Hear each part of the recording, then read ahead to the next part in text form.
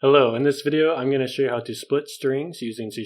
I have 3 examples. The first one is just a sentence where each word is separated by a space. The second one is names, which are separated by a comma. And the last one is emails separated by a semicolon. For example, if I wanted to print out the names to the screen using console.writeLine names, you would see that it prints out one string, which it might not be useful for your use case. Maybe I want to put them in different rows, or maybe I want to add something to the front of them or the end of them. It would be very difficult using the format as it's currently in. So let's start by creating a string array, and we're going to initialize that by using the keyword string followed by 2 brackets. Call this words. And we're going to set words equal to sentence.split, and we'll use a single quote with a space and a semicolon. What this will do is create a string or an array of strings, and it will separate by the space. We could try to just print out the string array like this, but that might not do exactly what you're expecting it to do. Since it's an array, we can loop through each item in the array and then print that out to the screen like this. We can type for each, create a variable, let's call it item words. Let's make sure to change the WriteLine words to WriteLine items, since we only want one item from the array, not all the items. Now when we run the program using the green run button, you'll notice that every element of the array or every element of the original sentence has been broken out into its own item and printed to the screen. We can follow the same concept just by copying and pasting a few times and changing things accordingly. For instance, let's copy names, place it here instead of sentence. We can copy emails, place it here instead of sentence. Since names are separated by a comma, we don't want a space in here, we want a comma. And since emails are separated by a semicolon, let's put a semicolon here. Since we copy and pasted, there are a few errors.